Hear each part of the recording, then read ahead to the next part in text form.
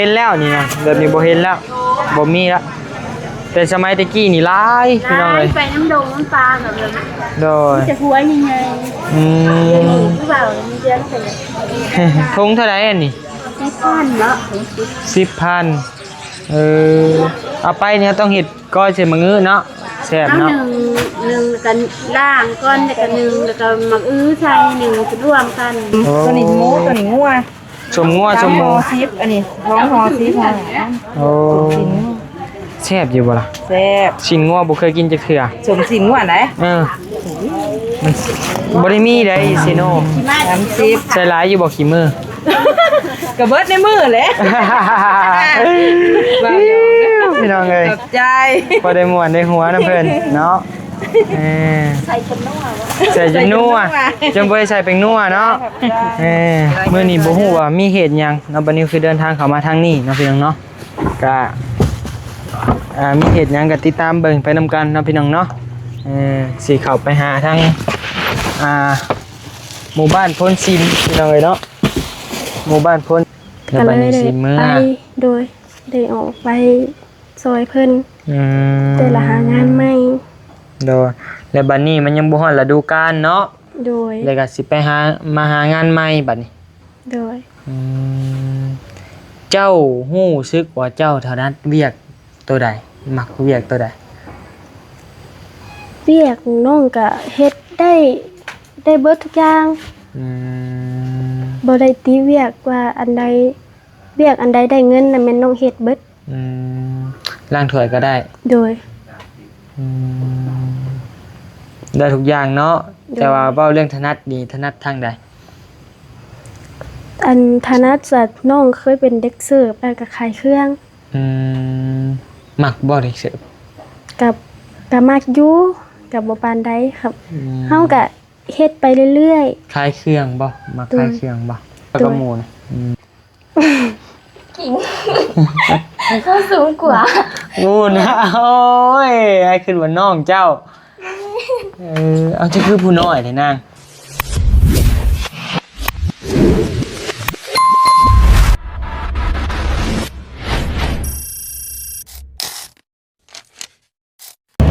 ไปพี่น้องเลยชิ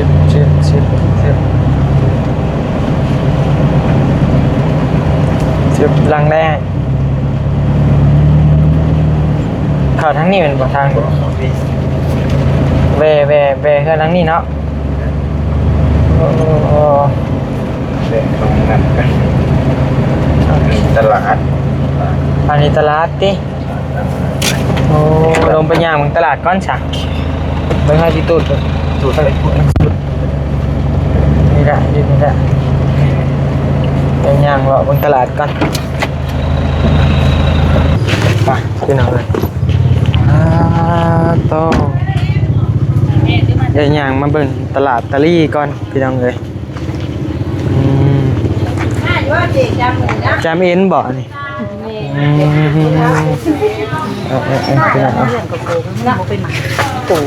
มาแตงโดยไก่โดยโอ้กล้วยคง10,000โอ้เดี๋ยวรอบังก่อนเด้อพี่น้องตลาดบ้านยังอันนี้แม่พ้นซิมตลาดบ้านพ้นซิมโอ้หาแต่มาเปิดบ่อนี่เปิดถึงได้เปิดห้างนี่ได้เดี๋ยวเห็นจัดห้างสะดอกสัมผัสเขากล้องไปข่าวกล้องบ่เขาเทปเป็นข่าวบ่เอาเลยเอามาซื้อซอยเพิ่นแน่พี่น้องอยากขายดีๆแล้วว่ะตอนนี้ตี้เขาอยู่บ่เอาคือว่าอยากขายดีจ้ะอยากขายสินค้าหลายๆเนาะขายใหญ่มีกันซอยมีโพเบิร์ดโอ้อีหยังอันนี้ก้อยโอ้ก้อยยังมีหายากเด้หาซื้อยากในตลาดซิโนกับบ่มีแหละ มันก็บ่อยากร้ายคือตะกี้นะ แม่น ตะ บ่ กี้ในโรงพยาบาลเฮาร้ายนี่ บ่เออ มันนี่มันกับคือเราแล้วมันก็บ่อยากมี โดยอยู่เซโนบ่เห็นแล้วนี่นะแบบนี้บ่เห็นแล้วบ่มีแล้วแต่สมัยตะกี้นี่หลายพี่น้อง ร้า เอ้ ย ย ไปน้ำดงน้ำปลาแบบนั้น โดย จะหัวยังไง อืม คือเรามีเดือนไปเลย ทงเท่าไหร่อันนี้ ที่พันเนาะ 10,000เอาไปเนี่ยต้องเฮ็ดก้อยใส่มะงื้อเนาะแซ่บ เอา เนาะ หนึ่งกันล่างก้อนแล้วก็หนึ่งแล้วก็มักใส่หนึ่งจะร่วมกัน โอ้เออ แท้แล้วข้าวน้ำตาลแบบนี้ เบิ่งซะสิซื้อเมื่อก่อน ล่างเงินก็ตอนนี้อยู่นี่ อาจจะได้ใหม่ๆติ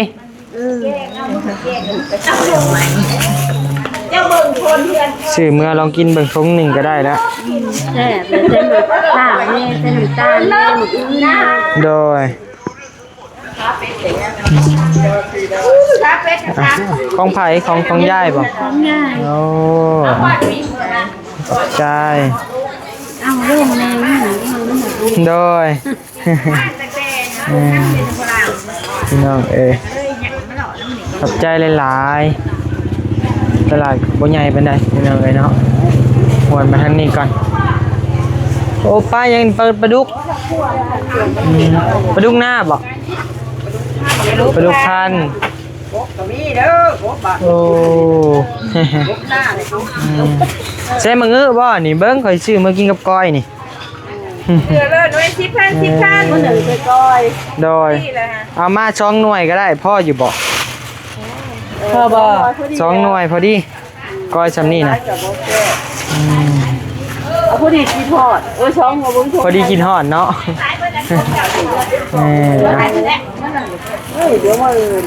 ส้มยังอันนี้ส้มยัง ชุมตัวนี้หมูตัวนี้งัว ส้มงัวส้มหมู ซิปอันนี้ท้องหอซิป โอ้แซ่บอยู่บ่ล่ะ แซ่บ ชิ้นงัวบ่เคยกินจักเทื่อ สมสินงัวไหน มันบ่ได้มีได้เซโนมีแต่ส้มหมู แนวมันน่ะ ส้มงัวบ่เคยกินจักเทื่อ แต่หอ เป็นแล้วบ่ เป็นแล้วหอ5,000 ห่อ5,000 โดย เอามา30,000 ผสมงัวมาลองเบิ่งนะ โดย มันแซ่บเท่านามาสื่อเด้อ โดยเฮ็ดเองบ่ แมน ขี้มา 30 ใส่หลายอยู่บ่ขี้มือ กระเบิดในมือเลย พี่น้องเอ้ย ขอบใจ พอได้ม่วนได้หัวน้ำเพิ่นเนาะใส่จนนัวจังบ่ได้ใส่เป็นนัวเนาะซอยเด้อโดยซอยหยังยาย แกงเจ้านี่เด้ ให้ซอยมักแตงบ่เออ มาเก็บกันแล้วให้คิดพันกี่ บ่เบิ่งสิซอยมักแตงซั่นมายายซอยทงหนึ่งเด้อพี่น้องเอ้ยบ่มีเงินทอนละบาทเฮาบ่มีเงินน้อยมีเดี๋ยวไปเช้าอยู่นี่ เช้าได้ ขายอยู่ด้วยโดยถ้าจะเปิดห้างบ่ยาย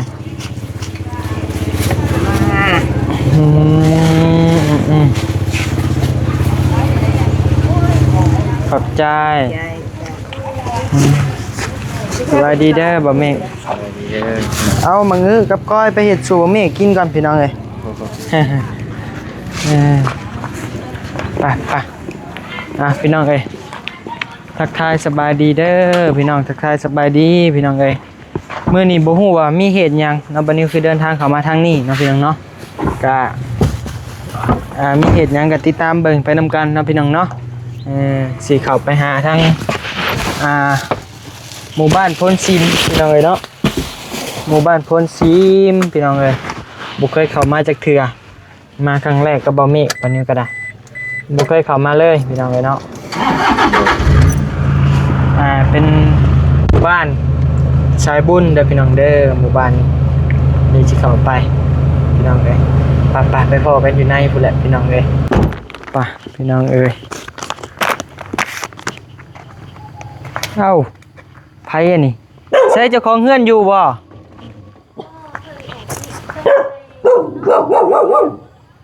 เพิ่นไปเวียก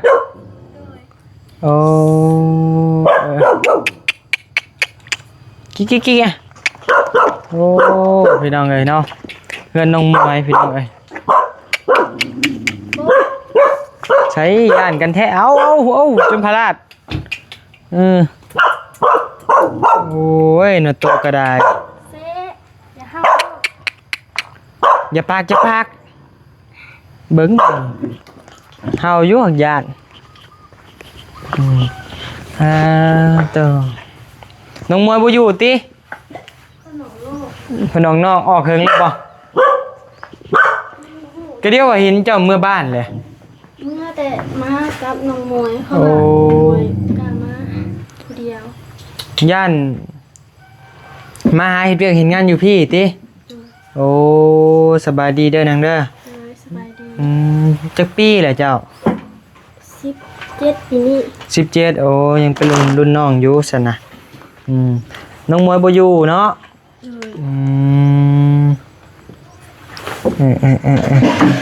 ว่าสิมาเยี่ยมมายามน้องมวยบ่ฮู้เจ้ามาบ้านแหละบ่ฮู้ว่าจะมานี่นะน้องมวยบ่อยู่ติเพิ่นไปเวียกบ่หรือไปไสไปซื้อมาโอ้ถ้าจะไปกินนี่น้องมวยพี่น้องเอ้ยใส่เซมอน้อยๆนี่มาหาเห็นงานบอกว่านี่โอ้ได้แล้วบ่งานเห็นแต่ในคลิปบอลี่ว่าเจ้าหาบเครื่องของเมื่อบ้านว่าซั่นบ่ไหวเลย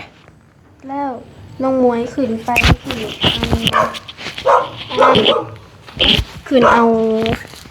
หากยาแต่แบบนี้แหละน้องมวยแล้วบ่กล้าลงเพราะว่ามันค่ำแล้วก็เลยมาน้องมวยแล้วกลับมาอีกบาดนี่โดยแล้วมาอยู่นี่บ่โดย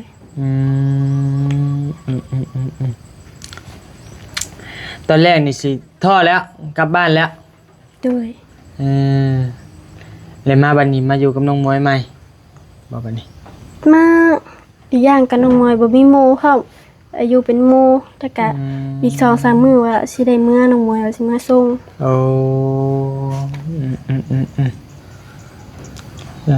บ้านไหนก็บ้านเจ้าอยู่บ้านนาโพบ้านนาโพ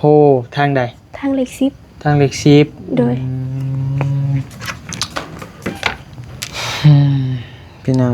เนาะก็เห็นทั้งน้องเป็นสู่ชีวิตแบกเสื้อผ้าหน้าแพร่พี่น้องเลยเนาะย่างลบเมืองเฮือนเป็นจังได๋จังว่าได้ย่างรถโดยสารเข้าบ่ถึงโดยโอ้ได้ย่างเข้าโดยอ้ายนี่ชื่อบานิวเด้อโดยทีมงานเดียวกันกับบอลลี่รุ่นน้องเพิ่นเนาะกะเห็นความเจ้านั่นแล้วก็อยากเข้ามาเบิ่งมาเยี่ยมมายามเบิ่งเนาะบ่มีหยังมาให้มีแต่ขนมนี่แหละเด้อแบ่งจำนงมวยและกินเด้อแบ่งกันกิน2ห่อมาเยี่ยมมายามเบิ่งทำข้าวเนาะพี่น้องเนาะน้องเพิ่นก็คนดูคนหมั่นตะกี้มาเฮ็ดเวียกหยังซั่นนะตกเวียกโรงงานหยังโรงงานตัดยิบเลยเป็นจังได๋คือออกเวียกก็ว่าจังออกอันพ่อแม่บอกให้ไปดำหน้าซอยนาบ่าวพร้อมเพราะว่าบ่มีไผซอยแล้วก็พ่อแบบไปย่ามเกี่ยวล่ะเพิ่นปันข้าวให้โดยก็เลยไปโดยได้ออกไปซอยเพิ่นแต่ละหางานใหม่โดยแล้วบัดนี้มันยังบ่ฮอดฤดูกาลเนาะโดยแล้วก็สิไปมาหางานใหม่บัดนี้โดยเจ้าฮู้สึกว่าเจ้าถนัดเวียกตัวใดมักเวียกตัวใดเวียกน้องก็เฮ็ดได้เบิดทุกอย่างบ่ได้ติเวียกว่าอันใดเวียกอันใดได้เงินน่ะแม่นน้องเฮ็ดเบิดล้างถ้วยก็ได้โดยได้ทุกอย่างเนาะแต่ว่าเว้าเรื่องถนัดนี่ถนัดทางใดอันถนัดจากน้องเคยเป็นเด็กเสิร์ฟแล้วก็ขายเครื่องมักบ่เด็กเสิร์ฟกับมักอยู่กับบ่ปานใดครับเฮาก็เฮ็ดไปเรื่อยๆขายเครื่องบ่มักขายเครื่องบ่โดยพี่น้องเอ้ยตะกี้เคยเฮ็ดเสิร์ฟอาหารบ่โดย เพิ่นให้เดือนเท่าไหร่ตอนน่ะ ล้านห้า เดือนละ1,500 2,500พี่น้องเอ้ย2,500 บาท เดือนหนึ่ง1,500,000 พอกินอยู่บ่พอกินพอใช้อยู่ บ่ เอ้ย ก็ต้อง หาเฮ็ดติ ซื้อฝากมาให้พ่อแม่ซื้อข้าวพร้อม มันจำเป็นเนาะนางเนาะ โดย อันนี้ก็มาอาศัยเฮือนน้องมวยอยู่เนาะ โดย มาพักเช้าเฮือนกับน้องมวยพี่น้องเอ้ยนี่เด้เฮือนซ่านกับทีมงานนี่แหละเป็นผู้สร้างผู้ซาให้พี่น้องเอ้ยเนาะหมู่บ้านสายบุญนี่แหละพี่น้องเอ้ยก็มาสร้างมาซาให้ก็3-4หลังเรียนกันติดนี่ก็แม่นเบิดเลยพี่น้องเอ้ยเนาะเป็นหมู่บ้านสายบุญนะพี่น้องเอ้ยเนาะจักหลังคาเฮือนสับลาบอยู่พี่น้อง FC เก่าๆก็สิฮู้ดอกแต่ช่วงนั้นบ่นิวก็ยังบ่ได้มาเป็นสะพานบุญจักเทื่อเนาะพี่น้องเนาะแต่ก่อนนี่บ่เตียงเคยเข้าไปเห็นเฮือนเห็นซ่านให้เจ้าบ่ โดย ตอนนี้เป็นจังไดแล้ว มันก็เริ่มเพไปเบิดแล้วแล้วก็หัวพร้อมเสามันก็อยากยุบลงแน่หน่อยนึง บ่เป็นเสาไม้หรือเสาปูน เสาไม้ โอ้ได้ไผซั่นน่ะ น้องมวย มวย โดย ตะกี้เบิ่งในคลิปยังน้อยๆมาบัดนี้เราสูงเนาะโอ้มาแล้วเจ้าบ้านพี่น้องเอ้ยสบายดีเด้อไม่ได้ใช่ สวัสดีน่าจะเพื่อนหมู่เสียวไปซื้อน้ โดยเอาชื่อน้ำเครื่องกระตุกเดี๋ยวนี้มา ำบ่อันเพิ่นเอามาให้หัวน้ำซื่อ โอ้โดยให้ฉันน่ะนำก้นกันมา ๆหมู่ เอาหมูคือตัวน้อยแท้พี่น้องเอ้ยน้องมวยก็คือสิบ่ฮู้จักบ่นิวดอกพี่น้องเอ้ยเนาะเพิ่นก็บ่เคยเข้ามาจักเทื่อบ่นิวก็ได้พี่น้องเอ้ยเนาะเพิ่นจะเอาไปซื้อน้ำกินบ่ โดย น้ำทุกใหญ่นี่ โดย อ๋อ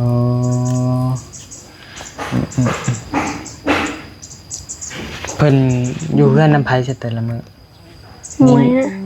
เมื่อวันเจ้าหั่นแหละมีไผอยู่อันมวยหาเจ้ามานั่งก่อนนี่ไอ้ถามนี่ฮู้จักง่ายอยู่บ่เคยเห็นบ่บ่เคย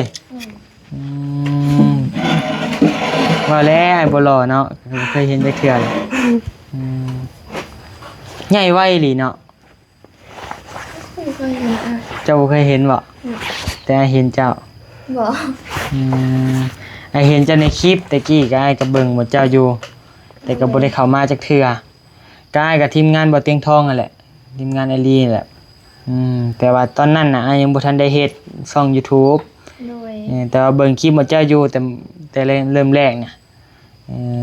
ตะกี้จะมากันยังน้อยอยู่ โดย มาบัดนี้เห็นตัวจริงแล้วใหญ่เนาะนักห้องประจำหมู่บ้านเด้พี่น้องเอ้ยเนาะเมื่อเนี่ยก็ได้ยินเพิ่นร้องเพลงในคลิปบอลี่ก็โอ้ยพี่น้องเอ้ยหวานจะจ้วยลงปันกินน้ำมะพร้าวพี่น้องเอ้ยไปเฮียนมาได้ใส่นางร้องเพลง เฮาห้องตั้งแต่น้อยๆเลย บ่ เสียงมันได้แต่น้อยเลย สวยมาก ได้ อันนั้น ไผซั่นน่ะนะน้องบ่ หมู่เฮา หมู่ แม่น มาพี่นางมาพี่หมู่ติอันนี้ โดยหมู่ ใช่จะยืนขึ้นเบิ่งดูเจ้ากับหมู่น่ะ กิ่ง เขาสูงกว่า หมู่นะโอ้ยไอ้ขึ้นว่าน้องเจ้าเอาจะคือผู้น้อยแท้นาง ได้พอ ได้พ่ออันนี้ก็มาอยู่นี่บ่เป็นเคสช่วยเหลือคือกันบ่โอ้จะชื่อแนวใด ซื้อกิ่ง กิ่งน้องกิ่งพี่น้องเป็นเคสช่วยเหลือคือกันติ โดย ฮู้จักบ่หมดเจ้าฮู้บ่คนทางหลังยืนทางหลัง คุ้น คุ้นนะ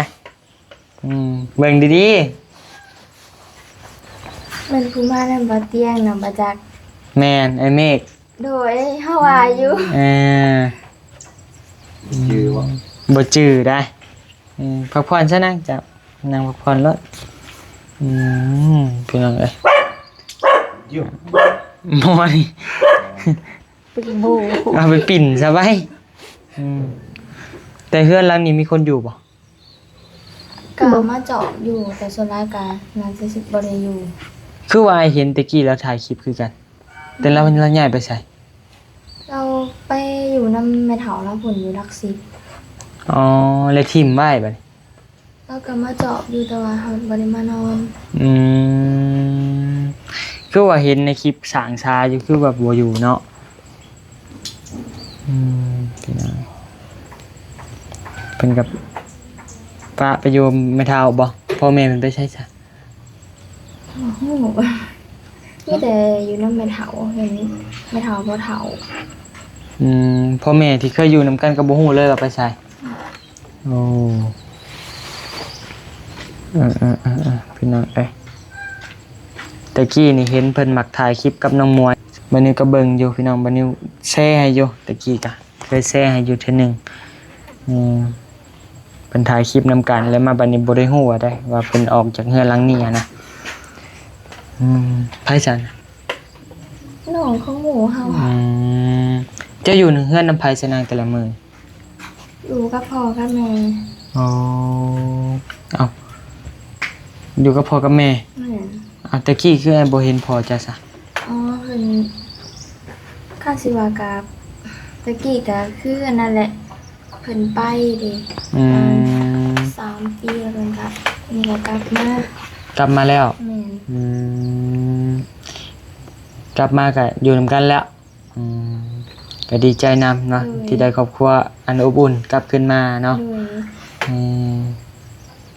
บัดเฮือนหลังนั้นได้ซะบ่อยู่แล้วบ่อันคือเห็นแนบใหม่เลย บ่มีคนอยู่แล้ว บ่มีคนอยู่แล้วหลังนั้นก็ตั้งก็โดผู้เดียวบัดนี้เจ้า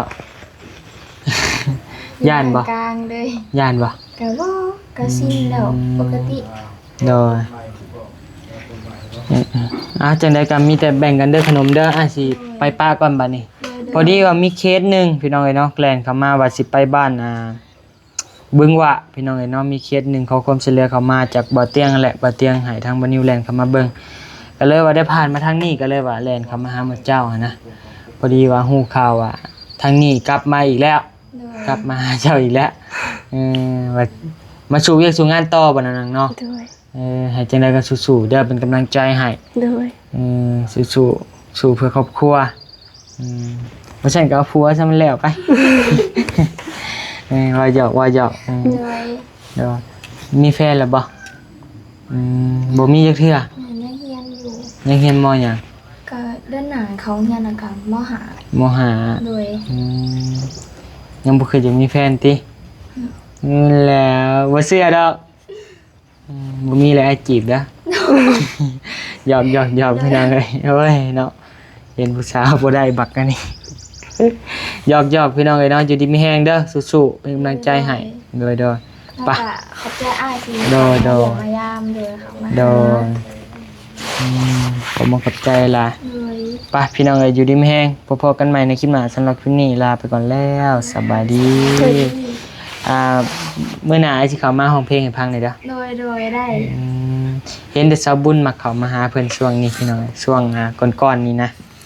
วาง 2-3 เดือนหลังเนาะ โดย เพิ่นสิบ่กลัว ไปโอเคพี่น้องเอ้ยบ๊ายบาย